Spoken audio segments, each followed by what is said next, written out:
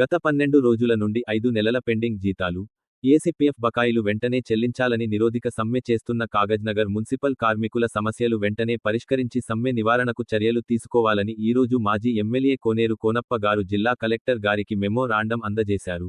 Municipal కార్మికుల సమ్మె వల్ల పట్టణం చెత్తాచెదారంతో నిండిపోయిందని, అంటూ రోగాలు వ్యాపించే ప్రమాదం ఉందని, త్రాగునీటికి ప్రజలు తీవ్రమైన ఇబ్బందులకు గురవుతున్నారని కలెక్టర్కు తెలియజేయడం జరిగింది అని కోనేరు కోనప్ప అన్నారు. వెంటనే మున్సిపల్ కార్మికుల సమస్యల పరిష్కారం కొరకు ప్రభుత్వ దృష్టికి తీసుకుపోయి సమ్మెను విరమింప చేయుటకు కృషి చేస్తామని, వారి పెండింగ్ జీతాలు, ఏసీ బకాయిలు చెల్లిస్తామని జిల్లా కలెక్టర్ హామీ ఇచ్చినట్లు కోనప్ప తెలియజేశారు. ఆయన వెంట టీఆర్ఎస్ ట్రేడ్ యూనియన్ విభాగం జిల్లా నాయకులు అంబాల ఓదెలు ఉన్నారు. జిల్లా కేంద్రంలో అనాథ, వృద్ధ ఆశ్రమాలను ఏర్పాటు చేయాలి. ఎస్సీ, ఎస్టీ అట్రాసిటీ జిల్లా కమిటీ కొమరం భీం ఆసిఫాబాద్ జిల్లా కేంద్రంలో అనాథ, వృద్ధ ఆశ్రమం ఏర్పాటు చేయాలని ఎస్సీ, ఎస్టీ అట్రాసిటీ జిల్లా కమిటీ సభ్యులు Regunta Keshavaram, Madiga Mavalkar Ashok, Shidam Arjun, master Banoth Gopal Nayak, P Venkat, Eegurapu Ganesh, Kobragadi Gangubai, జిల్లా కలెక్టర్ వెంకటేష్ దోత్రే, జిల్లా ఎస్పీ నితిక పంత్లను కోరారు. జిల్లా కలెక్టర్ కార్యాలయంలో జరిగిన SC, ST atrocity vigilance and monitoring committee సమావేశంలో జరిగింది. ఇట్టి సమావేశంలో జిల్లా కలెక్టర్ ఎస్సీ నితిక పంత్లకు నూతన సంవత్సర శుభాకాంక్షలు తెలుపుతూ చాలువలతో సన్మానించి వినతి పత్రం అందజేయడం జరిగింది.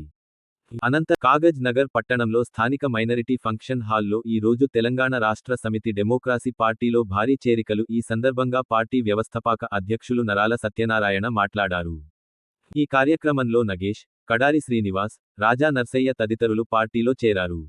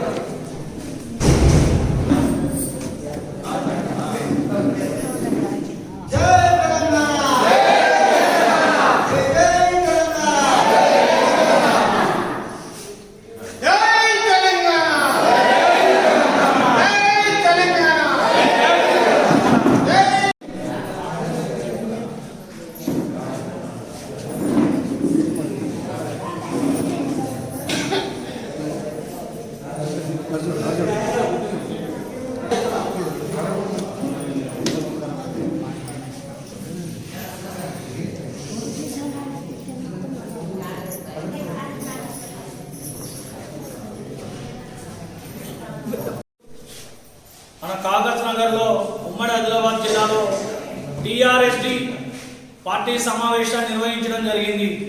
తెలంగాణ ప్రజల గుండె చప్పుడు టీఆర్ఎస్ అనే పదాన్ని కనిపించకుండా తెలంగాణ ప్రజల గుండెల్లోంచి తీసివేయాలని కొంతమంది బీఆర్ఎస్గా మార్చారు.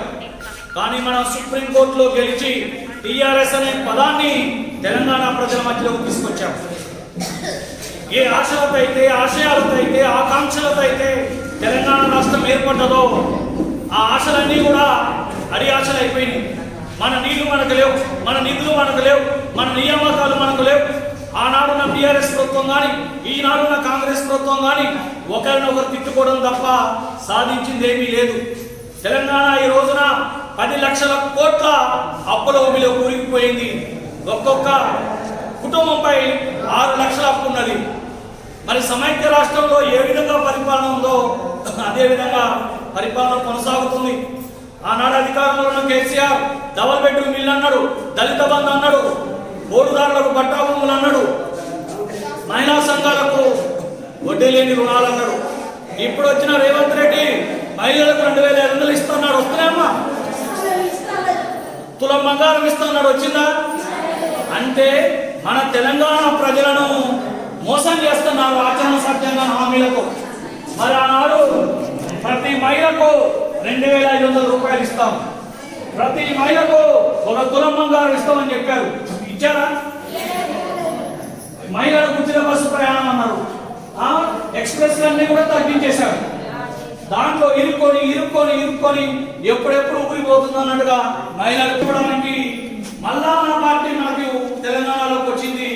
మన తెలంగాణ రక్షణ సమితి టీఆర్ఎస్డి పార్టీ మన కొత్త నాయకత్వాన్ని ప్రోత్సహించడానికి, మహిళా నాయకత్వాన్ని ప్రోత్సహించడానికి, తెలంగాణ అమర వీరులను ప్రోత్సహించడానికి తెలంగాణ ఉద్యమంలో అమరులైన కుటుంబాలకు కూడా మనం ప్రాధాన్యత ఇవ్వడానికి మన టిఆర్ఎస్ పార్టీ ఏర్పడ్డది. మరి టిఆర్ఎస్ పార్టీని అణచివేయాలని ఆనాడు ముఖ్యమంత్రి ఉన్న కేసీఆర్, ఈనాడు ముఖ్యమంత్రి ఉన్న రేవంత్ రెడ్డి ప్రయత్నిస్తున్నారు. అది ఎప్పటికీ కూడా సాధ్యపడదు. తెలంగాణలోని మారుమూల గ్రామాల నుంచి ప్రతి పల్లెలో తెలంగాణ టిఆర్ఎస్ అనే పదం ప్రతి గుండెల్లో ఉండదా లేదా అని అడుగుతున్నామ్మా. మీ గుండెల నుండి టిఆర్ఎస్ అనే పదాన్ని తీయగలరా? తీయలేరు. ఆయన భారతదేశానికి ప్రధానమంత్రి కావాలనే ఉద్దేశంతో బీఆర్ఎస్ పెట్టుకున్నాడు. మరి టీఆర్ఎస్ నమ్మి ప్రజలంతా ఓటేస్తే మోసం చేసిందా లేదా అని రాష్ట్ర అధ్యక్షుడు నారా సత్యనారాయణ గారికి, ప్రధాన కార్యదర్శి కోరిక శంకరన్న గారికి, అలాగే వేదిక మీద ఉన్నటువంటి నా పోటీ జిల్లా అధ్యక్షుడు ప్రధాన కార్యదర్శులు అందరికీ పేరు పేరున నా యొక్క ధన్యవాదాలు తెలుపుకుంటూ ఈరోజు ఇక్కడ ఒక పండుగ రావడం జరుగుతుంది. అసలు ఇంత చక్కగా రిసీవ్ చేసుకొని టీఆర్ఎస్ అనగానే మా స్కూల్లో వచ్చినటువంటి అందరికీ ప్రత్యేకించిన కృతజ్ఞతలు, ధన్యవాదాలు. అదేవిధంగా రేపు మనకి ప్రజలపై ఎంపీటీసీ ఎలక్షన్స్ ఉన్నారు, మనకు త్వరలో రాబోతున్నాయి. కాబట్టి ఈ సందర్భంగా మనకు కూడా పార్టీ గుర్తొచ్చింది. అంటే నెక్స్ట్ వీక్ మనకు రిలీజ్ అవుతుంది వచ్చే వారం. ఆ గుర్తున్నది రేపు పొద్దున ఎవరైతే ఆ పార్టీలో ఎంపీటీసీ ఎంపీటీ స్థానాన్ని పూర్తి చేయదలుచుకున్న ఎవరైనా ఉన్నా తప్పకుండా ముందు రండి. మనమందరం మేమందరం సహకరించి అందుకే మన తెలంగాణ మనకు రావాలి, మన తెలంగాణ మనకు రావాలి, మన నీళ్లు మనకు రావాలి, మన నిధులు మనకు రావాలి, మన నియామకాలు మనకు రావాలి. మనకు మన నీళ్లు, గోదావరి నీళ్లు, మన జలాలు, మిగులు జలాలు ఆంధ్ర ప్రాంతానికి తరలిపోతుంటే టీఆర్ఎస్, బీఆర్ఎస్, కాంగ్రెస్ రెండు కూడా పెట్టుకుంటున్నాయి.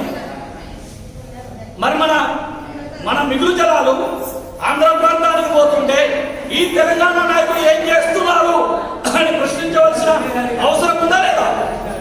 ఏమో ఉందా లేదా? మన రైతు పంటలు పండించొద్దా? మన రైతు తినొద్దా? రైతు బంధు 15,000 ఇస్తా అని చెప్పిండు. రైతు బంధు 15,000 లేదు. ఎకరాకు 2 లక్షల రుణమాఫీ అన్నాడు. అది కూడా సాధ్యపడలేదు. అంటే ఈనాడు తెలంగాణలో ఏ వర్గం కూడా సంతోషంగా లేదు. అందరూ బాధల్లోనే ఉన్నారు. మహిళలు కానీ, వితంతువులు కానీ, వికలాంగులు